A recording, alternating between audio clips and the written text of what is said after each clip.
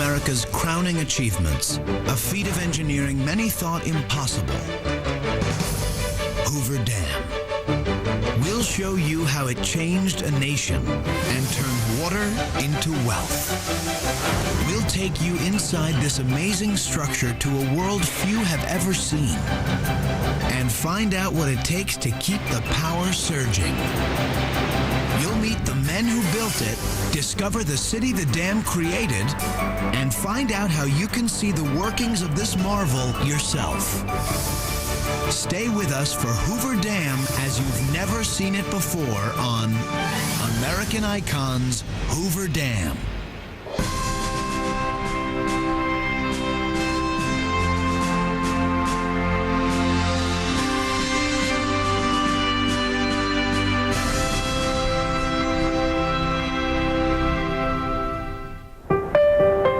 At first glance, it seems like an unlikely spot for one of America's most cherished icons. The middle of some of the harshest land on the continent, the Mojave Desert. Desolate, arid, inhospitable to life.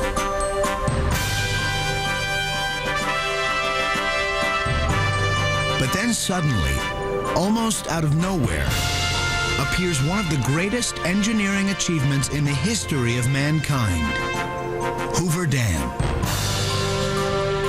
This spectacular, sweeping concrete arch is a working symbol of the American spirit, of our willingness to take on the impossible, to bend nature to fit our needs, and do it in the glow of national pride. Hoover Dam has been a visible symbol of American prowess, of American strength and power for a very long time. And unlike symbols of past cultures, the men who built the dam created something both beautiful and functional. I saw Hoover Dam on January 2nd, 1937. And I couldn't help but think that those other monuments, the pyramids and Taj Mahal, were monuments to the dead. But here was a monument to the living. More than just a monument to the living, Hoover Dam created life. It turned wasteland into farms. It generated the electricity that powered the growth of Los Angeles, Las Vegas, and Phoenix. It supplies drinking water to 16 million people. In short, this single towering structure turned a forbidding desert into the fastest growing area in the country. There's no doubt that the building of Hoover Dam changed forever the character of the Southwest. What really won the West? Water. And it was water from Hoover Dam that made it happen. There'd been lots of dams built clear back from the Middle Ages, 20, 30, 40, maybe 100-foot structures to divert rivers. But here was the first major river plug in the world that would store 2 or 3 years of runoff behind a massive man-made structure. It's been almost 70 years since Hoover Dam was completed, yet it's still virtually impossible to visit here and come away unmoved. My reaction to it was standing down at the foot of the dam, looking up and thinking, wow, we can do that? It was an awe-inspiring sight. Visitors, more than 3,000 a day on average, are staggered by the sheer size of the dam. The Statue of Liberty rises 305 feet above New York Harbor. The top of the Great Pyramid reaches 449 feet. The Washington Monument soars to 555 feet. But Hoover Dam towers above them all at 726 feet. At its top, the dam is 45 feet thick. But the farther down you go, the bigger it gets. At its base, it's 660 feet thick. Wider than 2 football fields laid end to end. You could build a 2-lane highway from coast to coast with all the concrete it took. The The magnitude of this project, the United States hasn't seen anything like this since it was built. You've seen these large cement trucks rolling down the highway with the turning barrel on them. The amount of concrete that went in that canyon would represent 1 truck per second, 24 hours a day for 2 years. The dam stretches almost 1,250 feet across a narrow gorge on the Colorado River.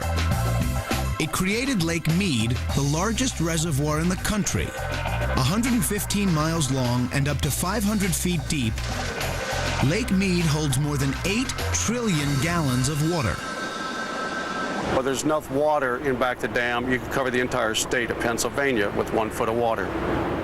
That puts a pressure on the dam of about 80 billion pounds. 80 billion pounds is 100,000 fully loaded 727s. The way the dam gets its strength is ingenious. It involves 2 principles of physics: gravity and the inherent strength of the arch. The gravity portion is the lower part. It's a big wedge of concrete, and the weight of the structure and the mass of the structure keeps it from overtopping. That's why the dam is so thick at the bottom, to hold back all the weight pressing on it. Then the horizontal arch at the top of the dam comes into play. It spreads the water pressure around equally and uses the environment to absorb some of it. And the water against the arch of the dam actually jams the edges into the canyon walls, makes it watertight. What it became is one solid piece with the canyon. The dam is even strong enough to hold back much more water than it does. When they built the dam, it was the only large dam in the world. They had nothing to go by. So when they built it, they wanted to make sure it worked. It ended up being 70% overbuilt. Instead of being 660 feet thick at the base, they could do the same job with the dam that's only 180 feet thick. But no matter how overbuilt it may be, the dam is under constant inspection. You might not suspect it from the outside, but the dam isn't completely solid. Inside its walls is a secret world, including a 2-mile honeycomb of inspection tunnels and passageways.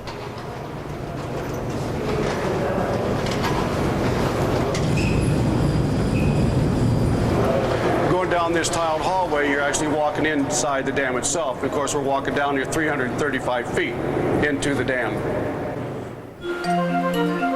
It was a structure years ahead of its time, and to Depression-era Americans, it signified something special. The Hoover Dam was the first piece of technology that Americans could point to that really encompassed the experience, the national experience. It's not the Revolutionary War that explains the United States, it's the settling of the West. And here was the final step, the monumental step in conquering the West and setting it up for our use.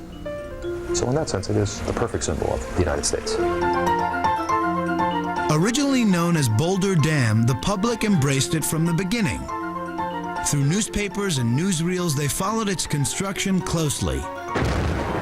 It was a symbol of American prowess, and it came at a time when the nation needed exactly that. When we return, the men who tamed a wild river and used water to create the largest oasis in the world. American Icons Hoover Dam is brought to you by Imodium. Where will you be when your diarrhea comes back? Afternoon, ladies. Hi. You want to join us? Me? Yeah, sure. So what do you do? I sell paper. That is so interesting. Really? Yeah. Where will you be when your diarrhea comes back? You should have taken Imodium the first time. It stops diarrhea, often in just 1 dose. Imodium AD. I'm back. Don't wait till it's too late. Althorp, the final resting place for the People's Princess. There's a lot of people who would like Diana forgotten, and I'm not going to let it happen. Now, on the anniversary of Diana's death, Charles Spencer continues to honor his sister's memory at their family estate.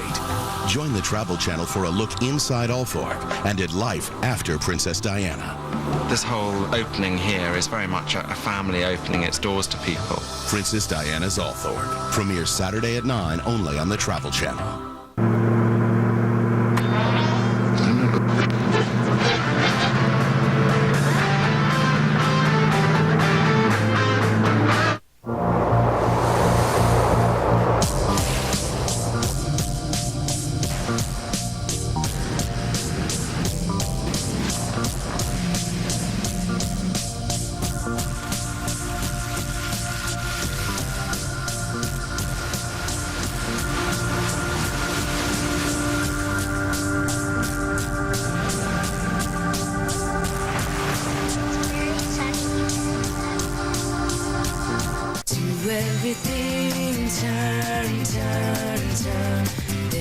'tis a season, turn, turn, turn.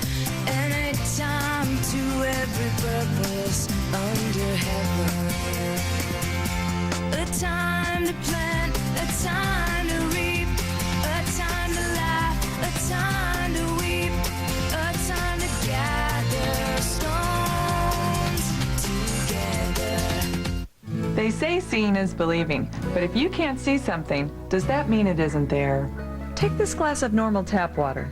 It looks fine, but it may contain lead that could affect your family's health, or chlorine that could change the way it tastes. That's why you need the Brita on Tap faucet filter. It gets rid of the things that shouldn't be there and often improves the taste of your water. Why get your water anywhere else? With Brita, you get cleaner, healthier, great tasting water simply by turning on the tap. Glass after refreshing glass. The Brita on Tap faucet filter works on any standard faucet and can be attached by anyone in just minutes. An electronic indicator light even lets you know when it's time to change the filter. So your family can always enjoy great tasting, healthier drinking water for just pennies per gallon. To save $10 on your Brita on Tap faucet filter, call now. Want better water? Then you want Brita. Get the Brita on Tap faucet filter today and be sure.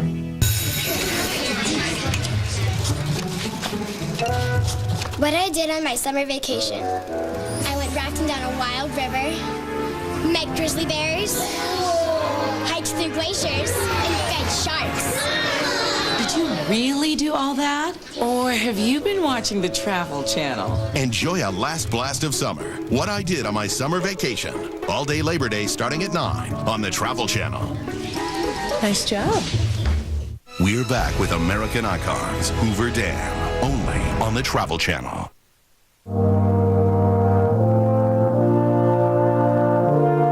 Today, 7 decades after it was completed, Hoover Dam is still a major tourist attraction.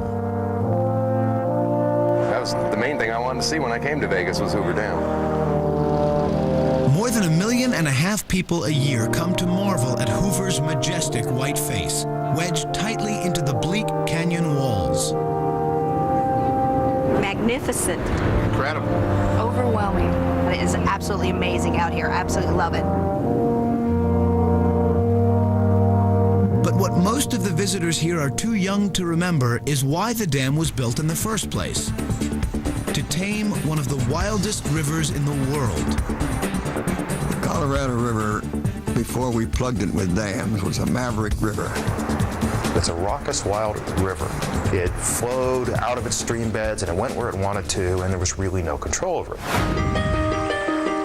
The Colorado begins placidly enough as snowmelt high in the Rockies. But as it comes out of the mountains, it begins a roaring 1,400-mile journey through 7 states to the Gulf of California. Along the way, it picks up enough force to carve out the 1-mile-deep Grand Canyon. In the early 1900s, farmers along its lower end tried to trap the river in levees and tap it for irrigation. When the Colorado behaved itself, it fed some of the richest farmland in the nation. But it was rarely on its best behavior. All too often in the late summer, it would dry up to a trickle, cutting off the flow to crops and creating drought conditions. Then in the spring, a heavy snowmelt could turn it into a raging torrent, overrunning its banks and flooding everything in its path. The water washed out towns and villages and thousands of acres of fields, washed out railroad trestles, did all kinds of incredible damage. There was a tremendous impetus to somehow regulate the river, to in essence, turn it on and off like a faucet. That would mean a dam. For more than 2 decades, surveyors and explorers risked their lives combing the river for an appropriate spot to build one. Finally, in 1922, the Reclamation Service recommended a site called Boulder Canyon. It took 6 years, but Congress finally authorized a dam. By the time construction began in 1931, the site had been moved 30 miles downstream. It would still be called Boulder Dam, but it would actually be built in Black Canyon. Black Canyon tested better for a foundation for the concrete for this structure. It meant for a taller dam, giving you a larger reservoir. But now came what many said was impossible: figuring out how to build a dam on a scale never attempted before. And in a nearly inaccessible canyon 1,000 feet deep, where temperatures could reach 130 degrees. Somewhere in history, there's the first guy to pick up a shovel and say, well, I think I'll start digging right here. You know, wow. And then if he was still here 5 years later, to look back and see what resulted from that first shovel full of dirt is just boggles my mind. The man who had to determine where that first shovel would hit was an engineering visionary named Frank Crowe. The general superintendent of construction, Crowe had built dams from California to Montana, but nothing even close to the size and difficulty of this dam. To begin with, just getting to the site was a dangerous journey. They used boats till a treacherous dirt road was dug through the mountains. To be able to cross the river meant hanging first one, then several swaying catwalks. But it would take massive equipment to even begin construction, and that meant having to run a 32-mile railroad line in from Las Vegas. It would have been too much for most engineers, but step by step, Frank Crowe made it happen. To put together a workforce in the middle of nowhere, build a structure that everybody thought would be impossible to build, to get all the logistical stuff together, the equipment, and then just begin building it was remarkable. The only easy part was getting the workforce. It was the Great Depression, and nearly a fourth of the country was unemployed. When the hiring halls opened, desperate job seekers swarmed in. I would stoop to almost anything to get a job. Since one of the criteria was to be 21 years old, why it didn't bother my conscience a bit to tell them I was 21 years old when I was only 18. I felt happy because I had a job. I was bringing home $28 a week. But when they got to the site, even the hungriest workers couldn't help but feel daunted. The heat was scorching. The housing was primitive. And before they could even think about putting up a dam, there was a little something in their way. The mighty Colorado. They couldn't build the dam in the river. It had to be built on dry land. And that meant moving the river from the channel it had carved out over millions of years. The only way to do it would be by diverting it into tunnels blasted through the thick canyon walls. That would be the first massive construction job in this monumental project. I always wondered how they diverted all the water, what they did with all that water. This is some of the hardest rock in the world out here. It's all andesite. It's about 14.2 million years old. And it's solid rock. And the tunnels would have to be huge, of a size never attempted in these conditions. They had to estimate the maximum flow of the river that could come down and wash them out while they were building the dam. So they built 4 tunnels that would have a capacity of over 200,000 cubic feet per second. And that was greater than any flood of record on the Colorado River, but they had to play safe. So each tunnel would be 56 feet in diameter, and their combined length would cover more than 3 miles. It might have taken years, but Frank Crowe had an ingenious plan. He started each tunnel from both ends, heading in. But then he cut passageways from the side directly into what would be the middle of each tunnel and began burrowing out as well. It wasn't so much drilling as it was blasting. Giant platforms called jumbos would be backed up against the rock. 20 to 30 small drills would then bore holes that would be packed with dynamite. And then you back the jumbo out of the way so you hope you don't blow it up too, and you pop off the dynamite, and if everything works out right, you've got the holes in the right place and they're right on a dynamite. It cracks all that rock up. Then you move all that muck out of the way and you do it again. It was dirty, dangerous work, and safety was often an afterthought. There was no such a thing as a safety officer on the Hoover Dam project. So you better look out for yourself. So they'd back the rig up, the blasting whistle, we're gonna blast, take cover. So you get the heck out of there, find a place where you're not gonna get hit, or you hope you wouldn't. The blasted out rock and debris was hauled away by trucks up dangerously steep and narrow canyon roads. The truck drivers didn't wear shoes because when they had to back the truck up, they had to put it in reverse gear and then jump up on the back of the seat and look over the back of the truck and steer with their feet. You're not even sitting in the truck where the steering wheel is at all. You're out here like this and you're steering it with your left hand. You're giving her the gas with your right heel on the throttle. And then you could reach in from this direction with your left foot and push in the clutch and shift gears. Finally, after 18 months, the tunnels were complete. It was time to make the river do, for the first time in its history, what someone else wanted it to. The big challenge, of course, comes when you have to close the river off and force it to use the tunnels. It's not anxious to leave its channel. On November 13th, 1932, the first tunnel was opened to the river.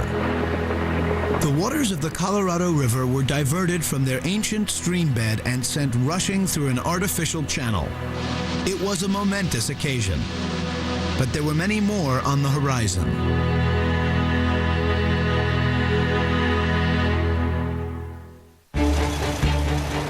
Next, the rush to build the world's tallest dam and the human toll it took to do it.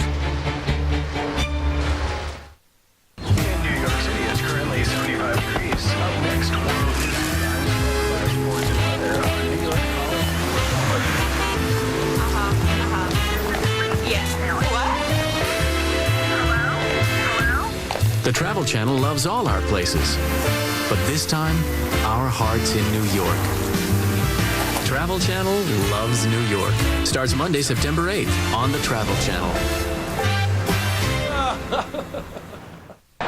It's the winning season for the Hyundai Sonata. Ranked most appealing entry midsize car by J.D. Power and Associates. Protected by America's best warranty. 10 years, 100,000 miles. $2,100 less than a Toyota Camry when comparably equipped. And now get an extra $1,000 cash back. The Hyundai Sonata starting at just $15,839 after $1,000 cash back. You're the winner at the Hyundai Winning Season Clearance. Going on now at your Hyundai dealer. What are little girls made of? Splenda and spice, and everything nice. Little girls and boys are very sweet when they get the sweet things they love. And now soft drinks and ice cream, juices and cookies, and lots of treats are being made with Splenda, the no-calorie sweetener made from sugar, so it tastes like sugar. Splenda is making life a little sweeter for everyone. You sure this is going to work? Guaranteed. Can I join you? Be my guest.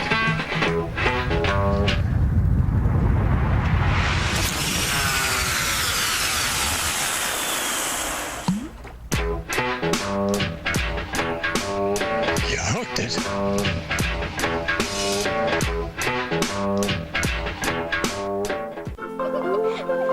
Your pictures will never be the same again. Introducing Kodak Perfect Touch Processing. Perfect Touch looks at every picture individually to draw out the details digitally. To make the most of every color, every shade, so your pictures are everything they were meant to be. Remember, you have to ask for Perfect Touch. So check the box, check the back. Be sure it's Kodak.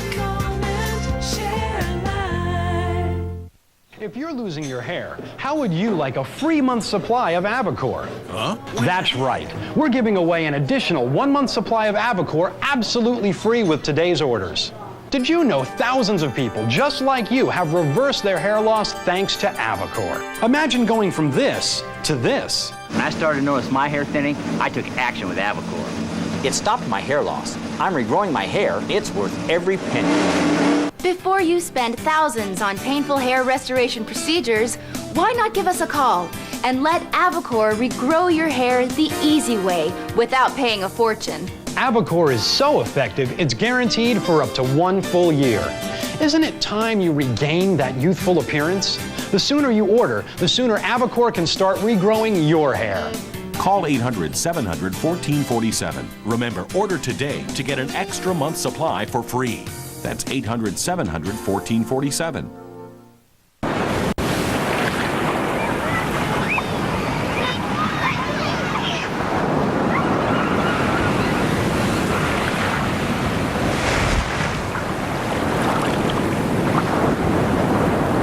We're back with American Icons, Hoover Dam, only on the Travel Channel.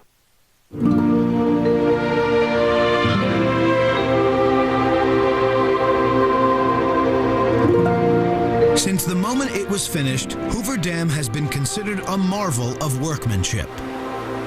It was one of the largest and most difficult engineering jobs ever attempted. In fact, in 1999, it was voted one of the top 10 construction achievements of the 20th century. This is the greatest thing I ever seen so far in my life. Beautiful. It boggles your mind thinking that people actually did this. I just can't imagine what it took to build it, really. What it took was 5 years, $165 million, and an army of more than 16,000 workers. In fact, at the peak of construction, there were more than 5,000 men going round the clock 7 days a week. It also took nearly 9 million pounds of dynamite. One worker carried his cigar around and used the cigar to light the fuses. It really makes one wonder, how many cigars did it take to build Hoover Dam? Even after the river was diverted, starting the dam itself was still months away. The riverbed had to be cleared of millions of years of debris. You have to move all the sand and mud and loose rock and things that's in the way and get down to some good solid bedrock before you can start placing the concrete. Workers had to dig well over 130 feet down to reach a solid foundation, and they toiled in blistering heat. I've heard them say it was 130 today. I'm sure it was hot enough that you could cook an egg on practically anything that was exposed to the sun.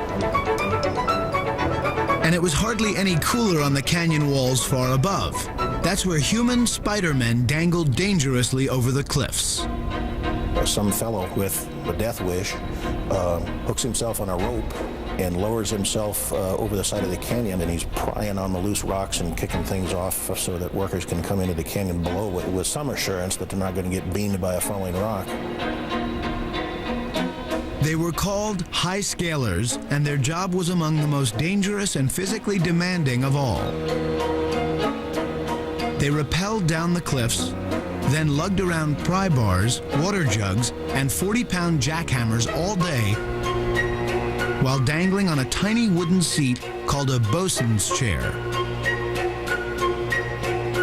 To become a high scaler didn't take any special qualifications, except one. The skills you had to have was just raw guts. Well, the high scalers, of course, they got an extra $1 a day. They, instead of being paid $4 a day, the high scalers got $5 a day. So that was quite an incentive back in the Depression. So you're hanging off a cliff 300 feet down with no assurance whatsoever that the rock you're standing on is not the rock that's going to get pried loose instead of the one you thought was going to go. So that's job of high scaling was a real white knuckle sort of job. So heroic were their efforts, there's a special monument to them at the dam site. There's even an honor roll of those who lost their lives. The high scaler's job was crucial. The most common cause of death, officially at least, was men being hit by falling objects. You know, you never think it's going to happen to you. It's always going to happen to somebody else. But the death toll on the dam is misleading. The figure most commonly cited is 96, but that's only workers who actually died at the site. If you didn't die right away, if they were able to pick you up and move you and you died outside the fence line, the company wasn't responsible for your death. They didn't have to pay a $500 death benefit to the surviving family members. They didn't have to adjust their safety record, so it officially stayed at 96. Now, the unofficial count is upwards of 422. Deaths were often misattributed to other causes, too. In the tunnels, for instance, the biggest danger didn't come from the blasting. It came from the trucks that hauled the debris out. The hazard in the tunnels was carbon monoxide. They had very poor ventilation in the tunnels. Carbon monoxide was the baby that took the lives. But they got around that by calling it pneumonia. But not even death could slow things down. Tommy Nelson was directing traffic on the canyon floor when one high-scaler fell. And he lived very close to where I'm standing, so naturally I made a mad dash over there.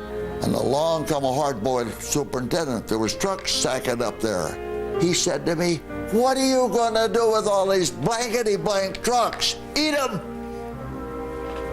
I said, "I'm trying to get them going. There's a man killed here. Get him moving. He can't hurt anybody." There was no structure to protect workers in those days. No OSHA, no workers' compensation. You know, in those days, you died. They said, "Sorry, too bad. Hey, you, come over here, do this job."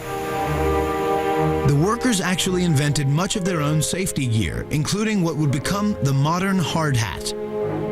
The original hard hats were kind of like two baseball caps, bill caps put over each other and then covered with tar to harden them. And that's what this one is. Later on, the company paid to have these hats made out of Bakelite. They called them hard-boiled, and they used these later on. On June 6, 1933, the first concrete was laid for the dam. That first bucket was followed by thousands more. To get it there as quickly as possible, Frank Crow developed a web of overhead cableways that could deliver cement anywhere on the site. Each bucket weighed 20 tons and held almost as much concrete as a modern cement truck. It was a dangerous job for the spreaders below. Here comes this bucket of concrete just as fast as that operator can get it there. And your job when it gets there is to pull a lever that dumps that bucket. Now you can imagine the rubber band effect of a 700-foot length of cable holding several tons on the end of it. When you dump that bucket, the next thing you try to do is stay alive, because that thing is going right back up in the air about 50 feet, and you better get unhooked from it before it does that. At the height of construction, one bucket was being dumped every 78 seconds. And there were men there to even it out immediately. Now, people talk about pouring concrete. Actually, concrete properly done is placed. It's not liquid enough to be poured. When you dump a bucket full of concrete, then you have to go in there with vibrators and vibrate it into position. Because of the haste with which the concrete was poured, there have always been rumors about workers being entombed inside the dam. My dad said there's folks buried in here. There used to be a myth, but the Bureau of Reclamation insists that the concrete forms weren't thick enough to put a body in, so there's probably nobody buried in the dam. The dam was built in 5-foot-tall blocks that ranged in width depending on where they were placed in the dam. Concrete gives off heat when it hardens, and engineers discovered a troubling fact. So much concrete was being poured here that it would take as long as 125 years to cool, or cure as they call it, into a stable mass. Uneven curing would make the concrete unsafe. It cracks and it just is useless. It loses its strength. It can't perform its function. So once again, they devised a solution on the spot. A giant refrigeration plant was built. Pipes were laid through the dam that carried ice water to cool the concrete. The refrigeration made it stabilize quickly. By February 1935, the dam was high enough that they began closing off the diversion tunnels. Water began backing up to form Lake Mead. Then Then, on May 29, 1935, the last bucket of concrete was poured. Though there was still a power plant to be finished, the dam itself was basically complete.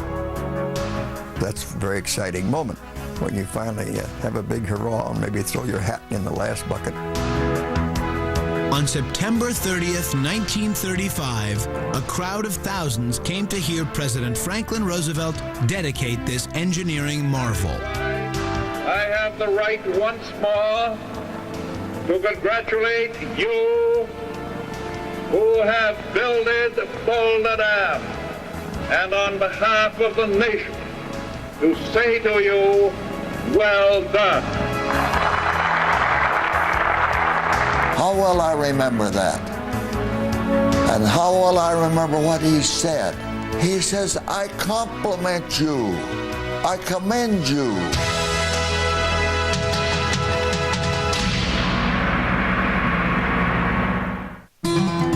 When we come back, what was supposed to be a temporary town becomes the largest city in Nevada. They're the places where legends are made and traditions live on. Thursday, the Travel Channel's taking you on a road trip to the most famous destinations in sports. Go inside the Football Hall of Fame with the great Jim Kelly. Then ring in the new year at the Rose Bowl. And if you want to get rowdy, head to the home of the Fighting Irish. But don't forget to squeeze in a workout at Dallas Cowboy Training Camp. Sports Fans Road Trip, Thursday at 10, only on the Travel Channel. Happy Jack wasn't told, but he was a friend.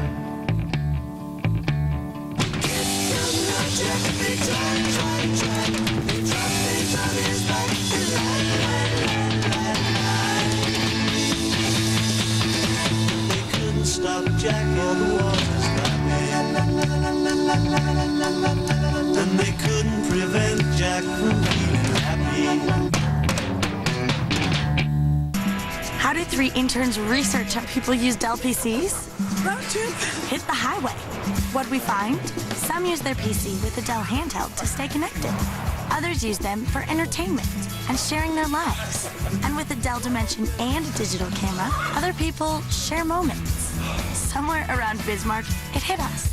What if Dell bundled the things people used to get the most out of their PC? That way, getting their own perfect PC would be even easier. All it took was a few thousand miles, a few stops, and a few bags of ice. Howdy, man. Add a PC bundle to any Dell system and get up to a $75 mail-in rebate. To learn more, visit us at Dell.com/roadtrip. And right now, a Dimension desktop with an Intel Pentium 4 processor is just $499 after mail-in rebate. Plus, for a limited time, you'll get free shipping. Check out our notebooks, too. Your perfect PC and more. Easy as Dell. Dell PCs use Intel Pentium 4 processors. Retooled. Welcome back to the junkyard. Re-engineered. Come see it starting. Reborn. We're stronger, faster, and a lot more dangerous. Join new team captains Crash and Bowser and hosts Bobby, Sue, and Rossi for a whole new breed of Junkyard Challenge. The all-new Junkyard Mega Wars premieres Wednesday at 9 on TLC.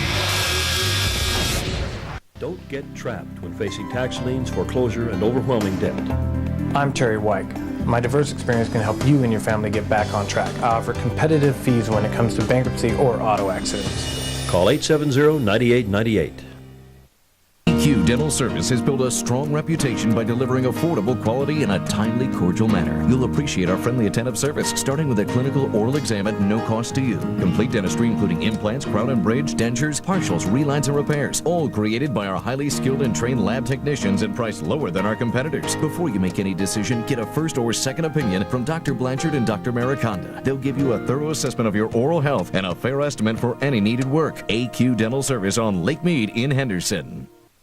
Where should you turn when facing tax liens, foreclosure, and overwhelming debt? I'm Terry Weick. My diverse experience can help you and your family get back on track. I offer competitive fees when it comes to bankruptcy or auto accidents. Call 870-9898.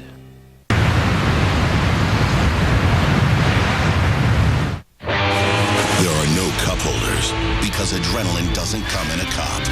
There's no place for fuzzy dice, because there's nothing fuzzy about this. This is television on the wild side. Motorcycle Magic Week on the Travel Channel. From California to South Dakota, we'll take you on all the great rides of America. So for the wild spirit that lives in us all, it's time to let it out. Motorcycle Magic Week, all this week at 8 on the Travel Channel. We're back with American Icons, Hoover Dam, only on the Travel Channel. Hoover Dam fueled an intense sense of pride in the workers who built it. They knew they were creating something special, something that would benefit millions of people, and something that had never been done before. Not only that, they brought it in 2 years ahead of schedule and several $1 million under budget. I think this is the greatest project, was at least the greatest project at that time of any ever attempted by man. When I go down there at times and I see all that, to hold my hand over my heart, because that dam was a part of me. It just had to be. And the pride isn't exclusive to the workers. Their families feel it too, especially those who shared the hardships that came with living here. This was during the Depression, and the people came with what they had, and generally that was what was on their backs. For the first to arrive, their homes were makeshift camps along the riverside. We came in 1931. Everyone lived in tents, and you couldn't buy a tent. Our tent was made of blankets. The conditions were just absolutely awful. On the 16th of August, 1931, 3 women died of the heat. When the workforce neared 500, primitive bunkhouses were thrown up, but they were hardly better than tents. To keep cool the best as you could, you'd wet a sheet, and cover up with it, and maybe get a little bit of sleep. I can only barely visualize what it must have been like to live here in those early days before air conditioning, before a good supply of fresh water, days that were 130 degrees. But building the dam would take thousands of men, and housing them and their families became a top priority. The solution? Build an entire community for them. It was called Boulder City, and it rose out of the Nevada desert 7 miles from the river. It was comprised of hundreds of buildings, including dormitories for the single men and homes for the families. This house is the last workers' cottage in Boulder City that's almost intact from as it was built in 1931. You see the screened-in sleeping porch where they slept during the summer, the front porch. You can see the baffles that lead into the attic of the house for air circulation during the summer as well. Boulder City was the first model city in the United States. A totally planned community, it was presumed to be temporary. That once the dam was done, the town would return to dust. But a funny thing happened. We were all supposed to leave and move away when it was completed, but we had formed friendships and began a nice town, and we remained here. I love Boulder City. In the early days, I couldn't wait to get enough money to get out of this place. But after I was here a while, it began to grow on me, And lots of others too. From a peak population of 7,000 during the 30s, the town has swelled to almost 15,000 today. In fact, so quickly was it losing its small-town feel that in 1979, voters enacted one of Nevada's strictest growth policies. Only 120 new homes are allowed a year. And in 1995, the town bought 167 square miles of adjoining land to have under its control. Though only 4 square miles are developed, Boulder City's 201 square miles makes it the largest city in Nevada. Most of the new residents settled in housing developments on the outskirts, so much of the character of the original town has remained, as have many of the buildings. We're standing on Arizona Street in front of the Boulder Theater. The Boulder Theater opened in May 1932, and at that time it was the largest theater in the state of Nevada. The This was the only air-conditioned building in southern Nevada, so the dam workers who did graveyard shifts and had to sleep in the daytime when the temperatures got up to 110, 20 degrees at home would come up here, pay their quarter to get in, to go to the movies, sit down and go to sleep. And they always took the rows way in the back, and you could hear them snoring. Today, the theater has been beautifully restored by Desi Arnaz Jr. and his wife as a live performance hall. But the memories here are strong. You could sit anywhere in this theater and probably share it with a ghost from 1932. And the theater is only one of many structures that still reflect the town's origins. The street that we have behind here is almost intact. You can see the houses have changed somewhat. At the time that the dam finished, instead of tearing them down, the company sold them for $50, $100, $200, and dam workers who'd saved their money bought 3 or 4 or 5 of them then. Now, they're worth anything from $100,000 to $160,000 each. The homes where the construction company Brass lived were virtual mansions for the time. And today they command prices in the $750,000 range. Though the Reclamation Department's offices are still here, there's no industry. But Boulder City has always been on the main road between Las Vegas and the dam, so tourism has been a standby, but that's about to change. The problem is that the road, Highway 93, continues over the dam.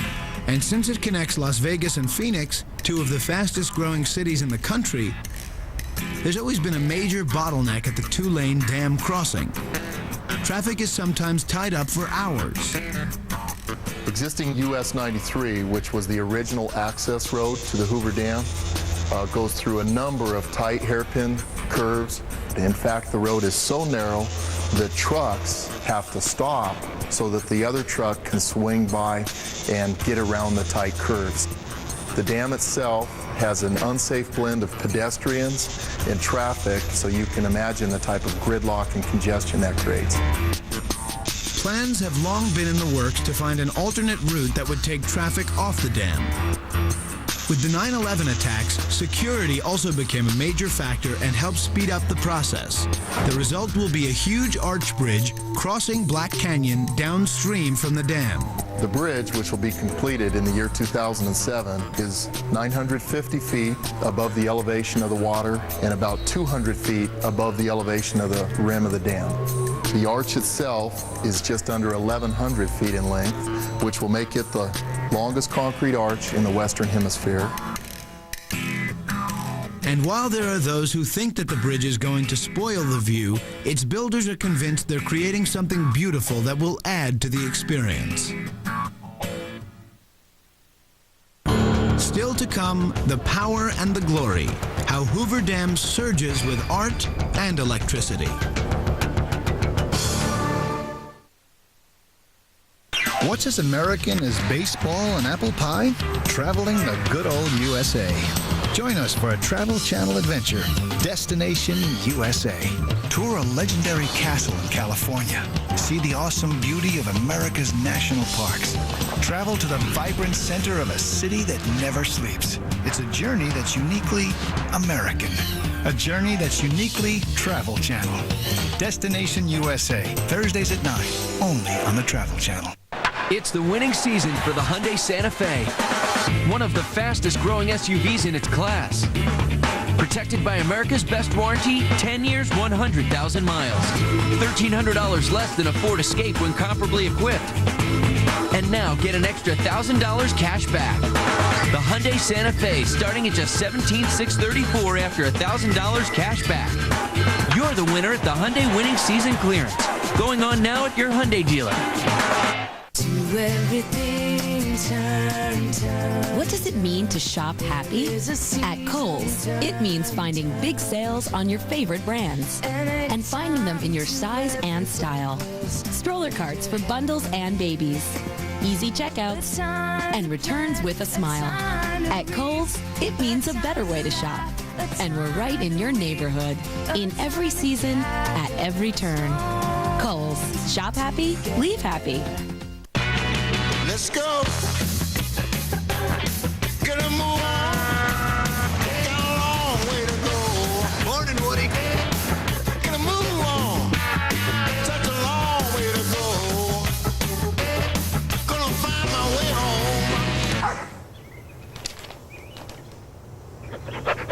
You want to go to the beach? Get out of here!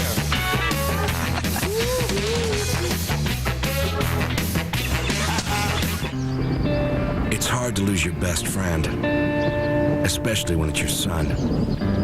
To go from being the hero to the villain. I've become the snoop, the spy. I pry into his life. He says, I'll never treat my son like this. And I think, if you love him, you will.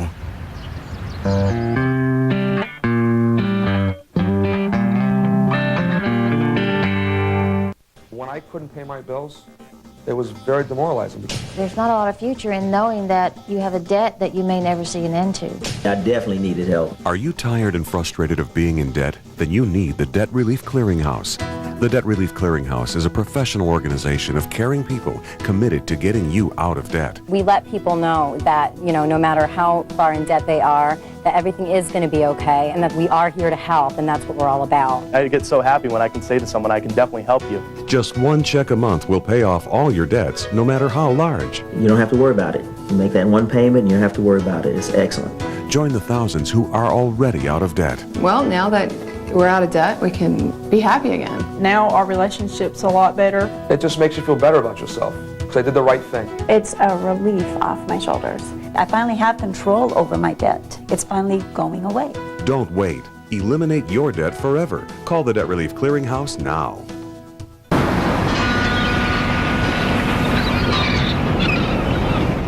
Players, cheaters, everyone's trying to win big.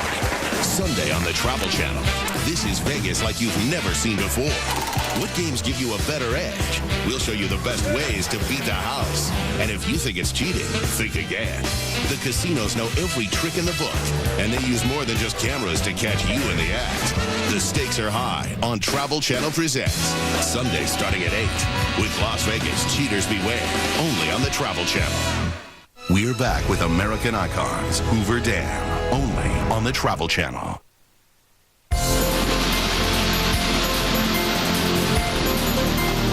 When people think of Hoover Dam, they tend to envision it strictly in terms of holding back water. So visitors often inquire about the 4 towers that extend out into the lake behind the dam.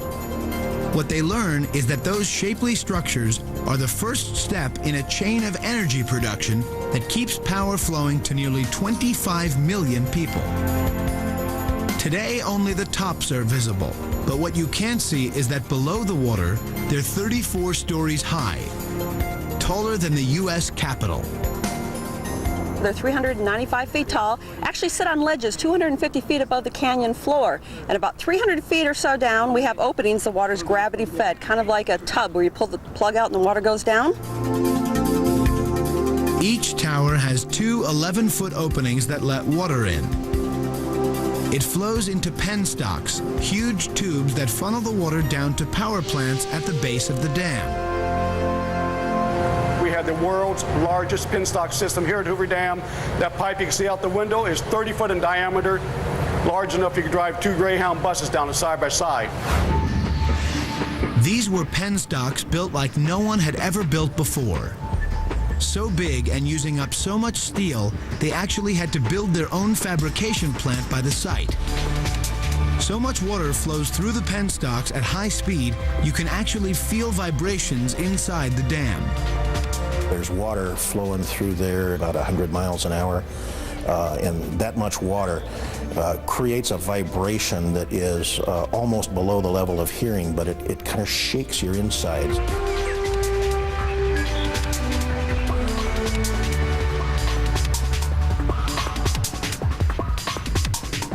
Inside the dam, the penstocks are the Colorado River.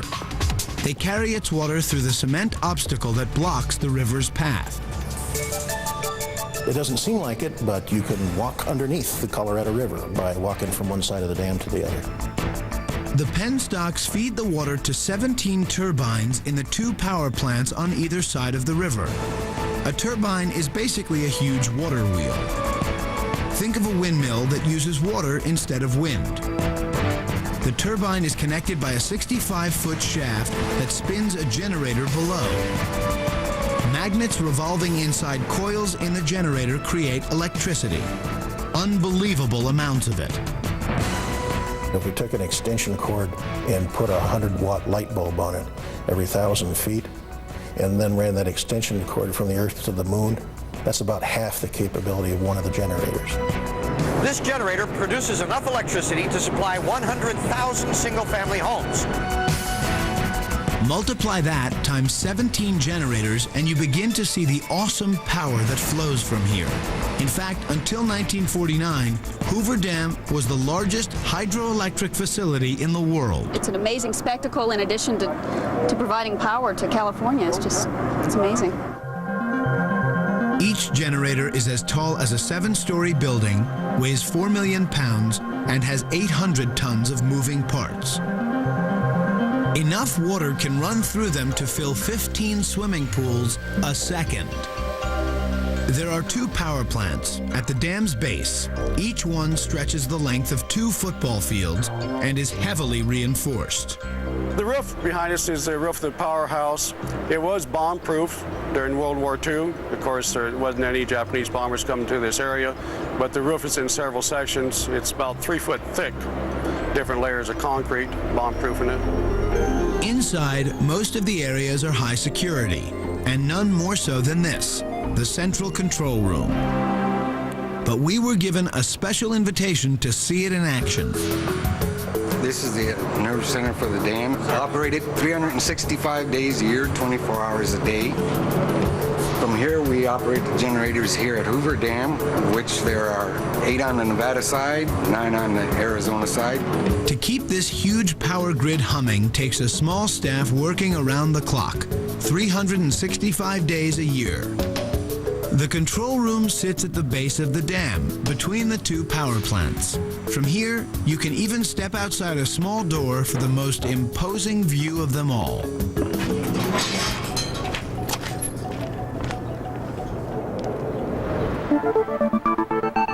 From Hoover, there are thousands of miles of wires transmitting electricity, including 2,700 miles of lines to Los Angeles alone.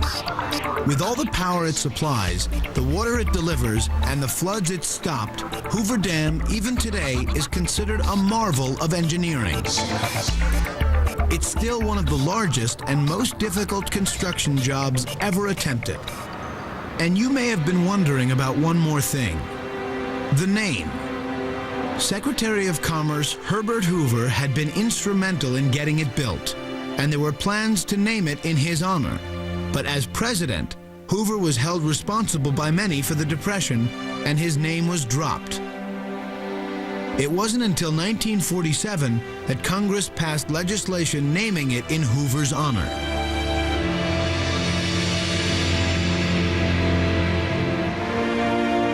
For years, Hoover Dam has been considered one of the 7 wonders of the modern world. And it's easy to see why. The fact that a single structure can serve so many purposes, benefit so many people, and yet still be an awe-inspiring work of art is nothing short of astounding. Rarely in our history has something been so right for its time.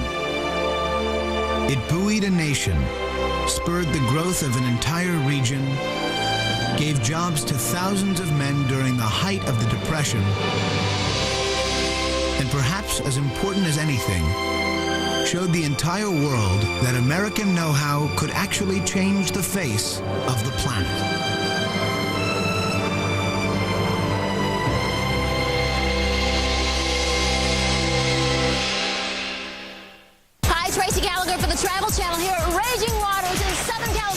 Where you can make every second of your summer vacation count. After all, the average American only takes off 16 days a year. That's nothing compared to 25 days in Japan or 32 days in Sweden. Sure, but do those countries have the wedge? Looking for a last blast of summer? The Travel Channel's got the best ways to get away. From America's top theme parks to the national parks. What I did on my summer vacation, all day Labor Day starting at 9 a.m.